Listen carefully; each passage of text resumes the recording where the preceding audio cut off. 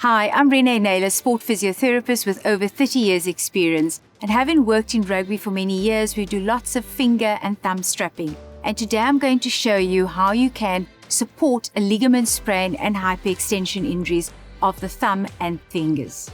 So what do you need when you're doing your thumb and your finger strapping? You need your Lucaband S, the 50 mils, and your Lucaband S 25 mils. And this you can get at your Dis-Chem pharmacy or any independent pharmacy. So firstly, the hand is clean, it's dry before I start strapping, and he's just keeping it in a neutral position. I'm going to start with my anchor. Okay, we've got our anchor. And as with strapping any joint, it's important to know what movement you want to prevent.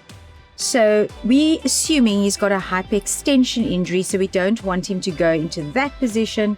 So I'm going to start my adhesive 25 mils on the base of the wrist, and I'm going to take it on the outside, and we're going to do a figure 8. There we go.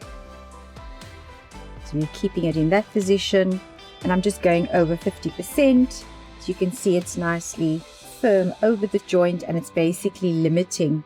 So the amount of stirrups will depend on how big the joint is. So that could be sufficient, and I could just end off like that. And then you can close it with your 50 again.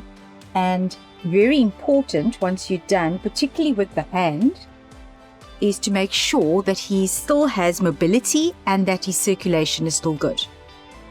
So now I'm going to show you your finger strapping, which is the easiest but probably the most effective, is to get the two fingers together just between the joints there, the interphalangeal joints. So, and obviously you don't want it too tight. Sometimes I do put a bit of gauze between the fingers, and then you'll just do a second piece there, and you just basically between the joints. So why it's effective is because it's still going to allow movement, but it's limiting it, and that helps the joint that is sore. So it's basically your buddy strapping.